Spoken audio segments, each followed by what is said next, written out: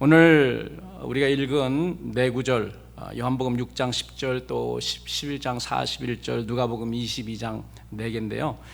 예수님이 떡을 가져 축사하신, 이건 5병이요 7병이어 때 예수님께서 하신 것입니다. 예수님께서 아이에게 떡을 취해서 그 떡을 들고 축사하셨다. 그리고 요한복음 나사로를 일으키기 전에 예수님께서 돌문을 이렇게 열게 하시고, 그리고 하늘에 내 눈을 우러러보시고 내 말을 항상 들으시는 아버지 감사합니다 이야기합니다. 그리고 이제 잘 아는 듯이 제자들 12제자들과 함께 다락방에서 만찬 하실 때 우리 주님께서 떡과 잔 다 드시고 살해하셨다 이렇게 이야기합니다. 근데 축사하다, 감사하다, 살해하다, 우리나라 말에는 다 그렇게 다르지만 원어에는요 다 똑같습니다. 감사하다는 말이에요. 그래서 이 유카리스테오라고 하는 그런 단어, 다 똑같은 단어인데 왜 이렇게 다르게, 하나는 축사하다, 하나는 감사하다, 하나는 살해하다 이렇게 됐나 이렇게 찾아봤더니, 우리나라 성경이 중국 성경의 영향을 받아가지고 중국 한자를 봤더니 다 이렇게 축사, 똑같은 구절에 축사, 살해, 감사가 다 다르게 나오더라고요. 그래서 우리나라 성경이 원어에 근거해서 하지 않고 중국의 그 언어를 많이 옛날에 그쪽에서 넘어왔기 때문에 복음서는 할 수 없죠. 그래서 그러한 영향을 많이 받았구나 이런 생각을 했습니다. 먼저는 추수감사절을 맞이하여서 우리 성도 여러분들의 삶과 또 여러분들의 가정에 하나님께서 부어주시는 은혜로 말미암아 감사가 넘치기를 원합니다. 그리고 또 그 감사가 돌아오는 한 해에도 계속되기를 우리 주님의 이름으로 축원합니다. 지난주에 우리는 추수라는 주제, 특별히 영적 추수에 추수할 일꾼들에 대해서 우리가 살펴봤잖아요. 그리고 제가 이미 여러분들에게 예고를 했습니다. 오늘은 뭐에 대해서 하겠다고요? 오늘은 감사에 되겠죠. 지난번에는 추수에 대해서, 특별히 추수할 일꾼들, 우리가 지금 맞이하고 있는 지금 우리 상황이에요. 마지막 영적 추수기이기 때문에 하나님께서는 더 이 추수, 마지막 때 추수 일꾼, 특별히 이삭 줍기라도 해야 되는, 마지막 한 생명이라도 구해야 되는 그러한 상황에 우리가 지금 있기 때문에 지난주에 제가 그 추수할 일꾼들에 대해서 말씀드렸고, 오늘은 감사에 대해서, 추수 감사의 그 감사의 부분에서 말씀드리려고 합니다. 우리가 잘 아는 바와 같이 예수님은 우리의 모든 삶에 다 모범이 되시는 분이시잖아요. 예수님은 순종하는 데서도 모범이 되셨고, 기도에도 모범이 되셔서 우리가 늘 하는 주님 가르치신 기도를 통해서, 모범 기도잖아요. 모범 답안지입니다. 그래서 그 기도를 우리가 합니다. 그 기도를 중심으로 해서 우리가 기도를 드립니다. 그렇기 때문에 우리의 모범 되시는 예수님의 감사에 대해서도 우리가 살펴봐야 됩니다. 그래서 제가 복음서에 나와 있는 예수님이 감사하신 그 부분들을 살펴봤습니다. 예수님께서 언제 감사하셨나, 어떻게 감사하셨나, 이런 것을 살펴보면서 모든 우리의 삶에 모범이 되시는 그 예수님을 통해서 우리의 감사의 삶도 담기를 원하는 것입니다. 여러분, 감사라는 헬라어, 제가 말씀드렸지만 그 유카리스테오라는 그러한 헬라어 단어입니다. 그런데 여러분, 제가 보니까 유카리스라는 그러한 그 식물도 있더라고요. 화초와 유카리스라는 화초도 있는데, 여러분, 유카리스라는 그런 말은 헬라 그 말은 그 합성어입니다. 두 단어. 유라는 그런 말은 무슨 말인가 하면 좋다, 선하다는 그런 말이고요. 카리스는 은혜라는 말입니다. 그렇기 때문에 유카리스라는 그런 말은 선한 은혜다. 그래서 예수님께서 유카리스 테오, 하나님에게 할 때 유카리스오 이렇게 말씀하셨거든요. 내가 감사하나이다 이렇게 말씀하셨는데, 그 말은 무슨 말인가? 선한 하나님의 은혜를 인정한다는 것입니다. 그거에 대한 표현이에요. 그게 감사합니다. 누가 나에게 은혜를 베풀었습니다. 좋은 선한 은혜를 베풀었기 때문에 내가 받은, 당신이 베푼 이 은혜가 선한 은혜인 것을 내가 인정합니다. 이게 감사합니다. 성경적인, 그리고 신약 성경이 헬라어로 사용됐는데, 쓰여졌는데, 이 헬라어적인 그러한 의미가 바로 이 유카리스라는 그러한 단어인 것입니다. 그러면 우리가 하나님께 감사할 때 하나님께서 우리에게 베풀어 주신 하나님의 선한 은혜를 인정하는 것, 감사는 여기서부터 시작이 됩니다. 그래서 우리는 어떻게 해야 돼요? 항상 이 감사라는 말을 우리 입에 붙이고 살아야 됩니다. 감사라는 말을 우리 붙일 때 불평이 나올 수가 없습니다. 감사는 하나님께서 내게 베풀어 주신 은혜를 항상 생각하기 때문에 감사가 나오는 겁니다.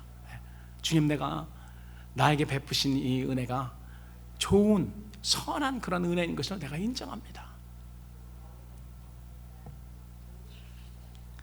여러분, 우리가 종종 보는 우리나라 드라마 중에 사극이 있습니다. 여기 사극을 보면은 좋은 정치, 뭐냐면 선정이라고 그러죠. 좋은 선한 정치, 선정을 베푸는 임금을 향해서 신하들이 떼창으로 하는 말이 있습니다. 여러분 잘 아는 그런 말 뭐라고 그러죠? 전하, 성은이 만극하옵니다. 떼창으로 막 같이 그냥 합창으로 하잖아요. 여기서 성은이 뭐냐면 거룩한 은혜, 선한 은혜예요. 그렇기 때문에 여러분, 하나님한테 전하, 뭐 하나님이 왕이시니까 전하라고 해도 되죠.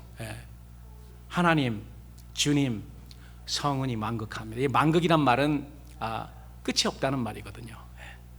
그지 없다, 끝이 없다. 그래서 전하, 성은이 만극하옵니다라고 하는 말은 임금이 자기에게 베푼 선정이죠. 베푼 좋은 그런 은혜. 그래서 성자는 거룩할 성자인데요, 그건 임금에게만 옛날에 붙였습니다. 왕비에게도 붙이지 않고 세자 전하에게도 붙이지 않고 성자는 꼭 그 임금에게만 붙이는 그런 거라고 그러더라고요. 성은이 베풀어 주신 은혜가 그지 없습니다. 끝이 없군요. 이것을 인정하는 거예요, 많은 사람들이 임금 앞에서. 그거 볼 때 하나님께 감사하다, 이 유카리스테오라는 그런 말과 비슷한 그런 의미입니다. 우리는 하나님의 백성으로 하나님께 택하심과 불러주심에 특별한 은혜를 받은 사람입니다. 모든 세상 사람들이 사실은 다 하나님의 은혜를 받았고 받고 있는 중입니다. 그런데 그걸 깨닫지를 못하죠. 그러나 여러분, 우리 하나님의 자녀, 우리 그리스도인들은 하나님께 특별한 은혜를 받은 사람들입니다. 그렇기 때문에 우리는 특별하게 하나님께 감사해야 되고, 특별하게 그 선하신 하나님의 은혜를 인정해야 됩니다. 붙이고 살아야 됩니다. 우리가 영원히 감사해도 그 감사로 하나님께서 우리에 베풀어 주신 그 은혜를 갚을 수가 없어요.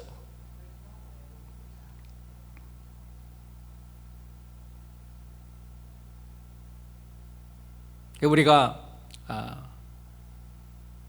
부모도 있고 또 여러분들 중엔 또 자식도 있고, 자식을 기르면서 늘 생각하는 거가 그렇습니다. 이 아이들이, 부모가 아이를 기르면서 어떤 어려움과 어떤 고생으로 키웠는지 알 수 있을까? 알지 못하죠. 뭐 어린 아이들이 어떻게 알겠어요? 자기들이 아이를 낳아서 길러봐야지 아는 거예요. 우리 엄마가 이렇게 나를 길렀구나, 우리 아빠가 이런 고생을 했구나, 이렇게 사랑을 했구나. 모릅니다. 그 여러분 생각에는 어떻습니까? 그 아이가 효도를 한다고 부모의 은혜를 갚는다고 생각해요? 절대 그럴 수가 없습니다. 갚지 못해요. 어떻게 갚아요? 못 갚습니다. 감사하는 거죠. 인정하는 거죠. 부모님, 엄마, 아빠 나에게 베푸신 은혜, 좋은 은혜 내가 인정합니다. 너무 크군요. 이렇게 인정하고 감사하는 거죠. 어떻게 못 갚습니다. 우리가 하나님의 은혜를 갚지 못하는 것과 마찬가지예요. 하나님께서 우리에게 베푸신 은혜 갚을 수가 없습니다.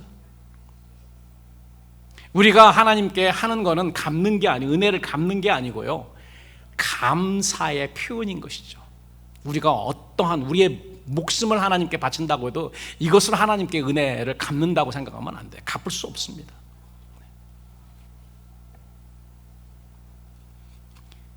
죄로 인해 죽을 수밖에 없는 우리를 하나님의 백성으로 택해 주시고 구원해 주신 특별한 은혜를 받은 자로서 우리의 감사는 그렇기 때문에 끊길 수가 없습니다. 날마다 순간마다 범사에 우리는 하나님의 선하신 은혜를 인정해야 되는 것입니다. 하나님께 우리가 감사하는 것은 우리를 향한 하나님의 성은이 만극하기 때문에요. 끝이 없습니다. 우리의 표현, 우리의 감사, 이거는 끝이 있습니다. 제한되어 있어요. 우리가 매 순간 하지 않잖아요. 그렇게 해야 됨에도 불구하고. 그러나 하나님이 우리에게 베풀어 주신 은혜는 끝이 없습니다. 지금도 그렇습니다. 여러분, 하나님이 갑자기 순간적으로 이 세상에 있는 산소를, 공기를 확 한 번에 없애보셔봐요. 여러분, 우리가 어떻게 되냐면 몇 초 안 돼서 죽습니다.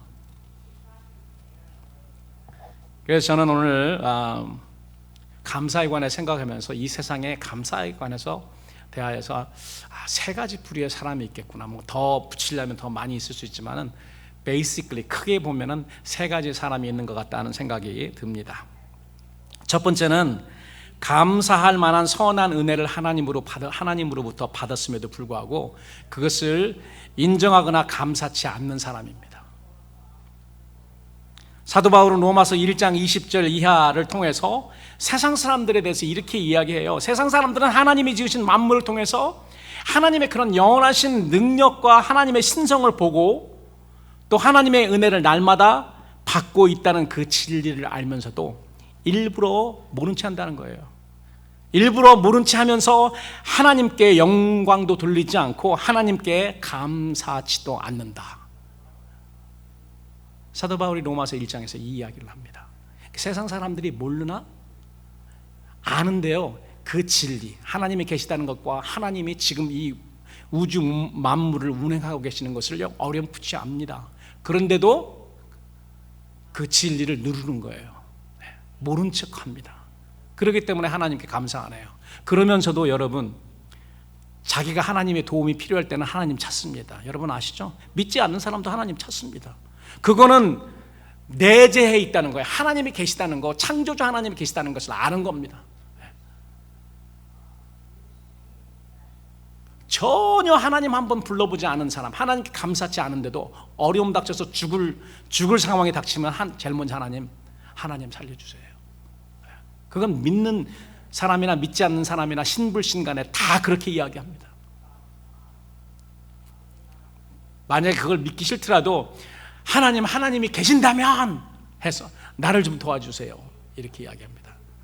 도와주시면 또 배은망덕하게 다시 하나님 찾지 않죠. 감사하지 않습니다. 여러분, 하나님이 계신 것과 하나님께 우리가 날마다 순간마다 은혜를 받고 있는 것을 알면서도 감사치 않고 하나님께 영광 돌리지 않는 것을 우리는 배은망덕이라고 합니다. 배은망덕. 그 배자는 이 등배자잖아요. 은혜, 하나님의 은혜 등 돌린다는 겁니다. 그리고 하나님의 선하신 덕, 행위, 하나님의 선하신 그 덕을 망각한다, 잃어버린다는 거죠.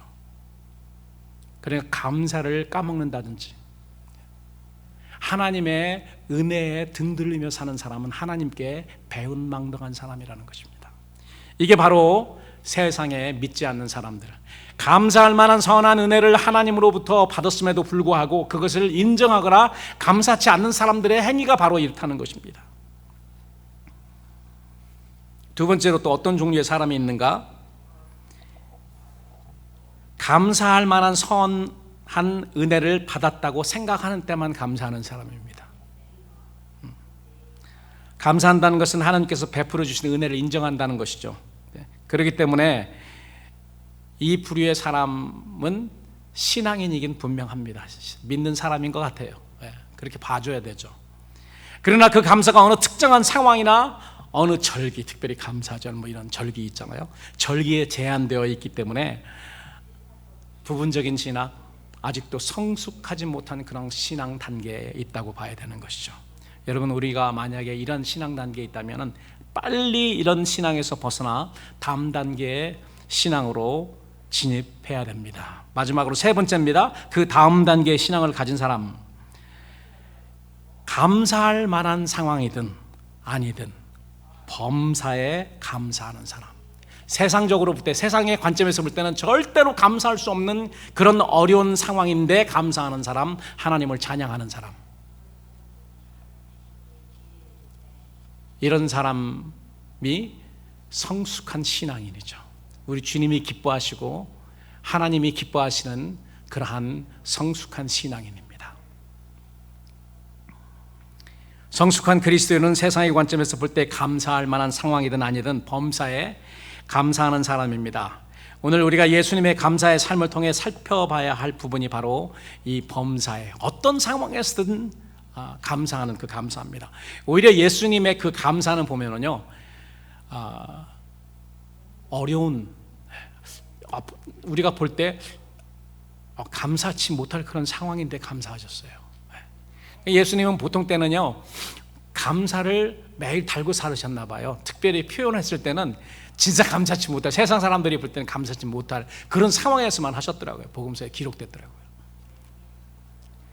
그래서 오늘 우리가 예수님이 하나님께 감사했던 그 상황이 어떤 상황인지 알아보고 우리 감사의 삶에 적용하기를 원합니다.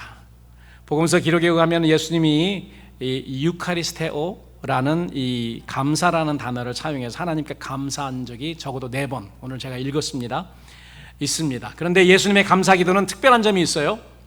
그것은 전혀 감사드릴 수 있는 상황이 아닌 데서 드려지는 감사였다는 것입니다.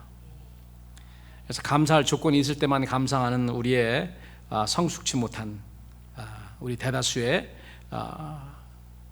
성도들이 눈여겨봐야 될 그런 사항이라고 저는 생각을 합니다. 첫 번째로 요한복음 6장 11절 이하를 보면 예수님은 없는 중에서도 적은 것을 가지고 감사했습니다. 없는 중에도 작은 거에 대한 감사, 이게 그 신실한 감사입니다. 예수님은 자기를 따라온 5,000명 이 군중을 먹이시기 위해서 한 어린아이가 드린 보리떡 5개와 물고기 2마리, 우리가 보통 아는 오병이어라고 하는 것이죠, 이것을 받아 축사하셨다고 기록했습니다. 이 축사라는 말, 아까 제가 말씀드린 대로 감사라는 거예요. 선한 은혜를 인정한다, 들고 하나님 감사합니다. 여러분, 예수님께서 이 떡을 들고 또 오병이어니까 고기도 들고 이렇게 하셨겠죠. 무엇에 대해서 감사했다고 생각하세요? 두 가지를 생각할 수 있는데요, 하나님, 이 작은 수요인 떡 5개와 이 떡이 한 요만해요. 크지 않습니다. 옛날 우리 어렸을 때 먹던 호떡 있잖아요. 그거보다 조금 더 큰 거예요. 그리고 피쉬도 요즘에 그 갈릴리에 가면은 그 베드로 생선이라는 게 있습니다. 그것도 한 요만해요. 그 우리가 한국 식당에 가면은 백반 시키면 나오는 조기 있잖아요. 조그마한 조기, 그거보다 조금 더 커요. 그래서 그 1인분, 일용할 양식 정도예요. 그 부분이에요. 그런데 예수님은 그것을 들고 기도를 하셨습니다. 하나님의 선한 은혜를 인정하며 감사하신 그 자리가 바로 기적의 출발이 됐던 거예요. 오병이어로 5,000명을 먹이고 12광주리가 남는 놀라운 기적이 시작되는 출발점이었습니다.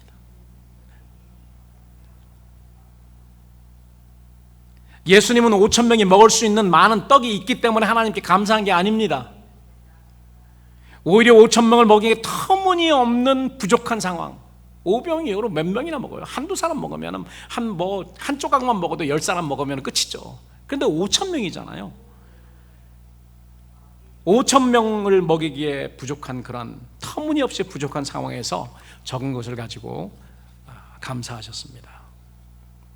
나는 예수님이 어린아이를 통해 이미 주신 보리떡 5개와 물고기 2마리의 은혜에 감사하셨다고 봅니다. 그러나 또한 이 적은 수의 음식으로 이제 5,000명에게 베푸실 하나님의 미래의 더 큰 은혜를 인정하시고 감사하셨다고 믿습니다.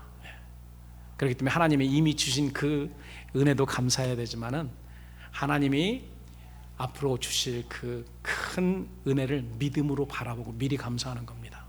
이게 기적의 시작이에요. 예수님이 하신 것 그 나사로의 무덤 앞에서도 감사한 거, 이제까지 하나님이 주신 그런 은사에 대해서, 은혜에 대해서 감사하셨겠죠. 그렇지만 하나님이 미리 베푸실, 나사로를 통해서 미리 베푸실 나사로에게 줄 은혜, 또 나사로의 죽음에서 부활한 것을 본 사람들이 받을 은혜, 이런 은혜들을 미리 보고 믿음으로 보고 예수님께서는 감사하신 것입니다.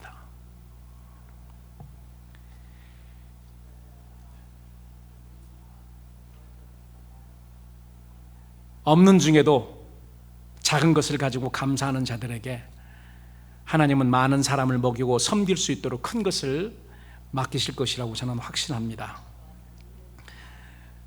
여러분, 요즘은 뭐 세계 어디서나 다 마찬가지지만은 미국도 경제가 어렵습니다.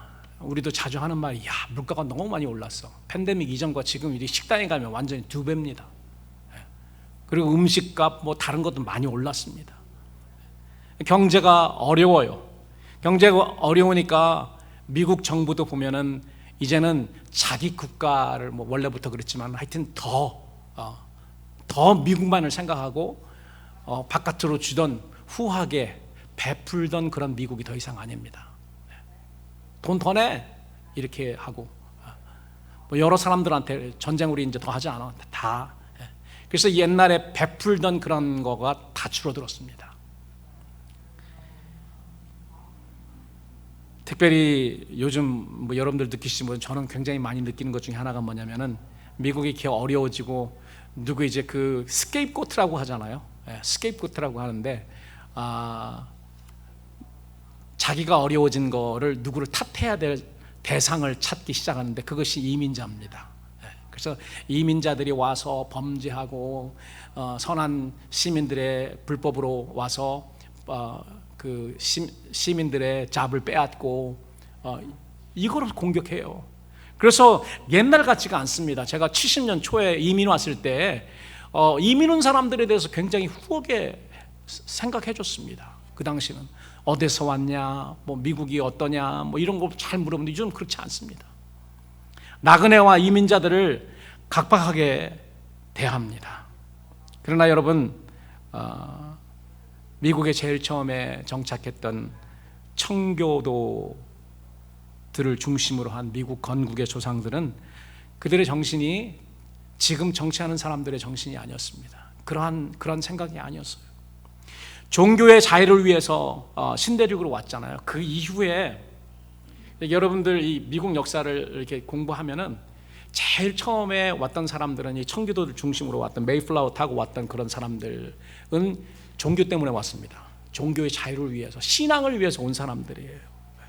그러나 그 이후에 온 사람들은 돈을 벌러, 황금, 미국에 황금이 있다고 생각해서 그렇게 왔고, 남미에 온 사람들은 특별히 더 그랬습니다. 신앙을 위해서 오지 않았습니다. 신앙의 엘도라도라고 하는 금, 엘도라도라는 금이라는 말이죠.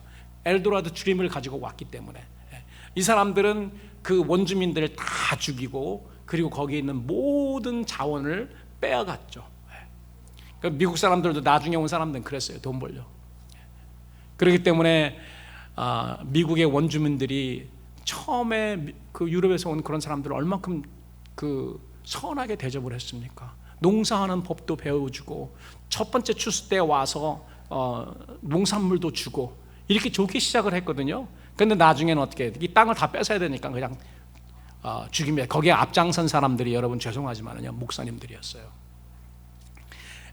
그게 무슨 말인가 하면은, 땅을 이렇게 뺏어야 되니까 이걸 어떻게 설교를, 목사님 모든 사람이 다 그러지는 않았겠지만 어떻게 설교를 했냐면은, 미국의 인디안들, 원주민들을 가나안 7족으로 이렇게 비유를 해서, 이 사람들은 하나님의 깡그리 다 없애야 되는 그런 족속이라고 그렇게 성경 여호수아서를 사용해 가지고 그렇게 했습니다. 그래서 사람들이요, 그 원주민들을 잡아 죽이는데 아주 씨를 말려 버립니다.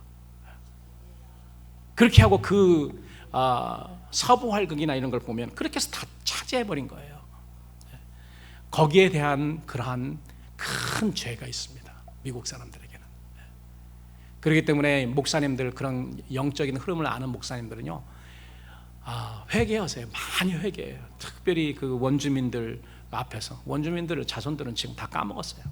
돈 다 주니까 막 돈 10만 불씩 한 달에씩 주고, 그리고 배우지 못하게 합니다. 학교도 가지 못하게 하고 마약 주고 그다음에 술 마시고. 그래서 사람들이 정신이 없고 그 지식 수준이 낮아요. 그래서 까불지 못하게, 너무 많이 알면은 나중에 그거 요구하면 안 되잖아요.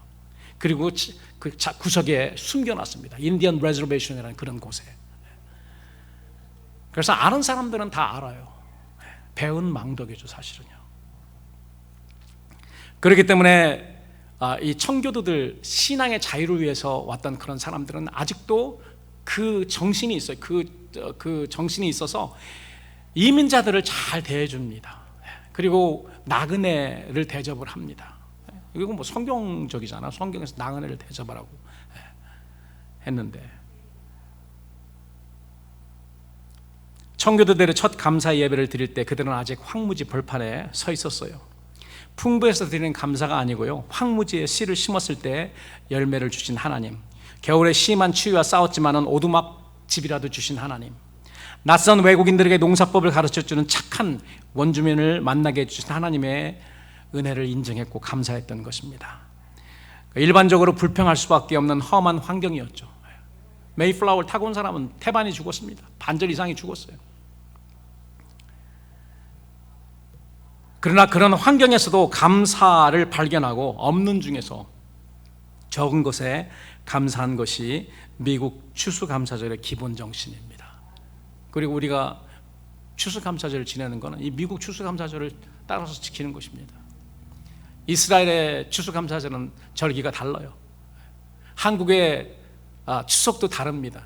우리가 미국의 이 청교도들이 감사했던 그것을 따라서 하는 것이죠. 날마다 베풀어 주시는 일용할 양식에 대한 은혜를 인정하며 감사하는 그런 여러분들이 되시기를 우리 주님의 이름으로 소망합니다. 예수님의 감사 기도의 특별한 점이 또 무엇이 있었을까요? 첫 번째는 작은 것을 가지고 하나님께 기도했던 것이고요. 두 번째는 비극적이고 슬픈 상황에서 감사한 겁니다.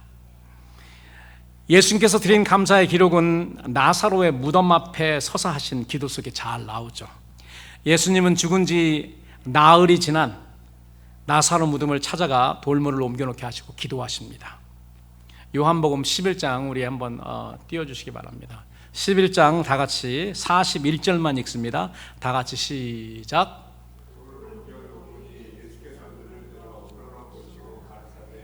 아버지여 내 말을 들으신 것을 감사드리나이다. 아버지여 내 말을 들으신 것을 감사하나이다. 예수님은 사랑하는 친구 나사로의 죽음을 앞에 놓고 눈물을 흘리셨다 기록하고 있습니다. 성경에서 제일 짧은 구절이 바로 이 구절이에요. 영어로 보면 더 짧습니다. 눈물을 흘리시다가 아니고요, 그냥 He wept, 짧게 이렇게 이야기합니다. 예수님은 그 눈물을 흘리신 적이 그렇게 많지는 않습니다. 기록된 거가. 그런데 그 중에 하나가 뭐냐면은 나사로가 죽었을 때 울었습니다. 눈물을 흘렸다. 그런데 예수님은 이 울 수밖에 없는 비극적인 상황을 뒤로 하고 먼저 하나님께 감사드렸어요. 우리가 눈물을 흘리면서 감사할 수 있는 그런 상황이 많지가 않습니다.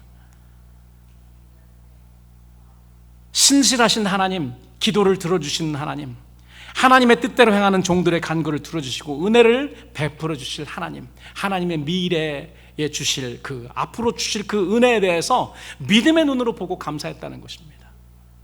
여러분, 그렇기 때문에 하나님께서 우리에게 이미 베푸신 은혜를 가지고도 우리가 감사해야 되지만은 믿음의 눈으로 이제 하나님께서 앞으로 우리에게 베풀 그런 은혜가 무엇인가 믿음으로 보고 우리는 더 큰 감사를 해야 된다는 그런 의미죠. 그리고 예수님의 이 당시 감사했던 그 상황을 우리가 좀 더 깊게 보면은 자기의 백성은 물론이고 자기의 제자들, 하물며 영원 전부터 함께 하셨던 하나님 아버지로부터 버림받아야 하는 고통의 십자가를 코앞에 두고 예수님은 감사의 기도를 하신 것입니다. 예수님의 이 감사의 기도를 이렇게 공부하다 보면은 누가 생각이 나냐면 구약의 하나님의 종, 인내의 사람 욥을 우리가 생각하게 합니다. 욥은 인간으로 견디기 어려운 여러 가지 재난을 그것도 하루아침에 다 경험했어요. 막 몰려옵니다. 뭐 여러 나이 드신 분들이 이야기하는 거, 한번 재난이 닥칠 때 그냥 다 몰려오는 그런 재난이 닥친다고 그래요. 이것저것 정신없이. 근데 욥의 경우가 그랬습니다. 욥은 인간으로 견디기 어려운 그런 상황, 하루아침에 이런 모든 재난들이 닥쳐왔습니다.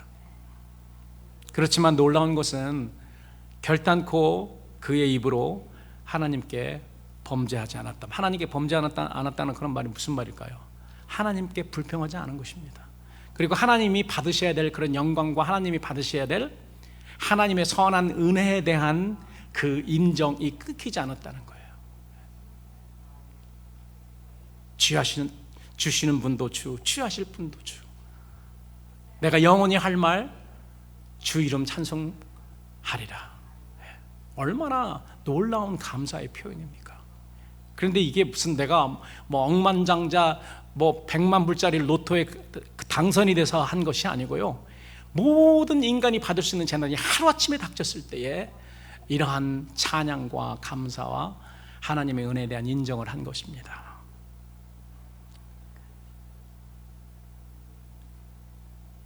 저는 성도 여러분에게 어려운 재난이나 괴로운 일들이 찾아오지 않기를 바라고 기도합니다. 그러나 제가 바라는 것과는 상관없이 우리의 삶에 괴로운 일들이 찾아옵니다. 예수님도 그렇게 말씀하셨습니다. 너가 이 세상에서 환난을 당한다. 그러나 담대하라. 내가 이겼도다. 그리고 예수님이 마태복음 6장 34절에도 이 세상에는 여러 가지 괴로운 것들이 많이 있다. 그런 세상에서 우리가 살고 있습니다. 잘 믿고 신앙이 좋은 사람이라고 재난이 없습니까? 어려움이 없고 괴로움이 없습니까? 다 마찬가지입니다. 그러나 이런 일들이 우리의 삶에 찾아온다면 꼭 오늘 말씀을 기억하시고 예수님과 욥처럼 하나님께 감사하며 이미 우리에게 베풀어 주신 은혜와 또 앞으로 우리에게 베풀어 주실 은혜를 인정하는 여러분들이 되시기를 주님의 이름으로 축원합니다. 여러 가지 슬픔과 아픔과 고통 가운데서 만들어지는 감사와 찬양, 이건 제가 하나님이 보실 때는 찬란하고 광채를 발하는 다이아몬드나 에메랄드 같지는 않다고 생각합니다. 오히려 막 큰 기적과 막 큰 일을 행한 이것이 보면은 반짝반짝 빛나고 멋있잖아요. 그러나 어려운 상황에서도 고통 가운데서도 만들어지는 이 감사는 하나님 보실 때 우아한 자태를 자랑하는 진주와 같지 않을까 이렇게 생각합니다. 진주는 반짝반짝 빛나지는 않거든요. 근데 그 색깔이 영롱합니다. 그 자태가 우아해요, 색깔이. 그래서 막 반짝반짝 찬란한 그런 번쩍거리는 그거와는 다릅니다. 은은한 그러한 우아한 자태가 있어요. 우리가 고통 속에서 어려움 가운데서 만들어내는 이 감사는 하나님이 보실 때 진주와 같을 것이라고 생각을 해요. 우리가 잘 아는 바와 같이 진주는 살을 베는 것과 같은 고통스러운 상황에서 만들어진다고 합니다. 고통과 어려움 가운데서 만들어지는 감사가 그래서 하나님 보시기에는 진주 같은, 진주보다 더 귀한 것이라고 생각을 합니다. 그러므로 영적 진주는 외롭고 슬프고 고통스러운 상황 가운데서만 만들어지는 특별한 그런 보석입니다. 그래서 여러분들에게 외로움과 슬픔과 괴로움과 어려움과 고통과 이런 것들이 여러분 삶에 닥칠 때는요, 여러분 우리가 어떻게 생각해야 될까요? 하나님이 귀하게 보시는 우아하고 영롱한 그런 자태에 진주를 만드는 기회구나 라고 생각하셔서 여러분 예수님의 기도의 삶을 본받고 또 인내의 사람 욥의 삶을 본받아야 될 것입니다.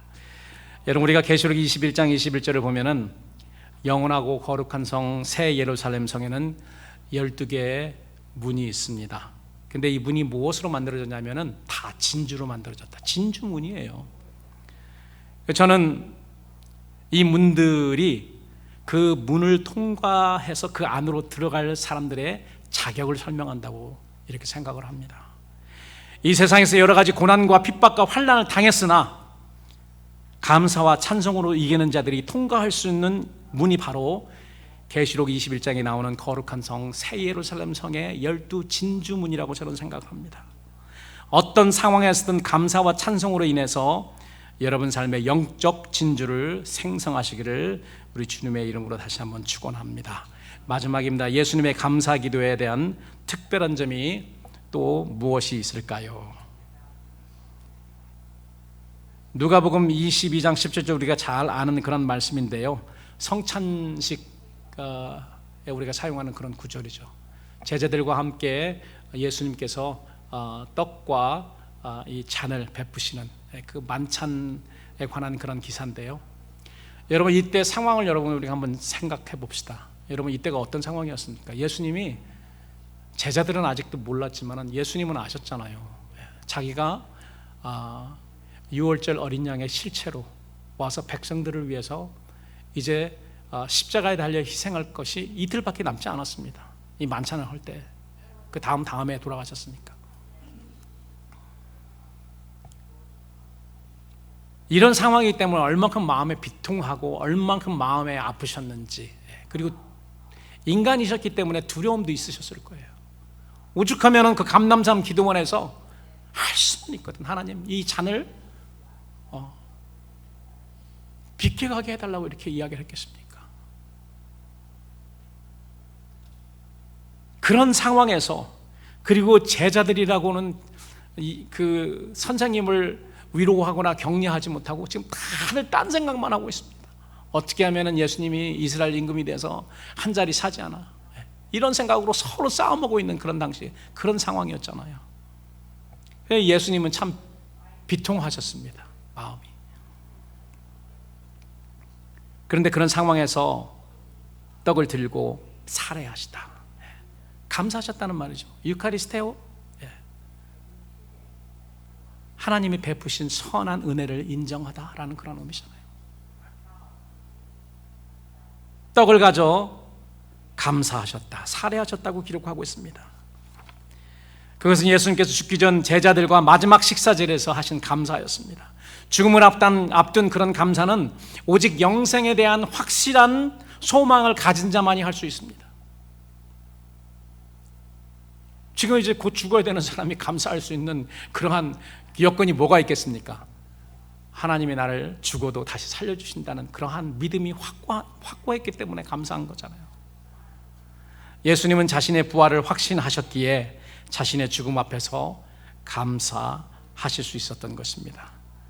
저는 죽음 앞에서 하나님께 감사의 찬송을 할 수 있는 자들만이 진정한 영생을 소유한 자라 이렇게 생각합니다.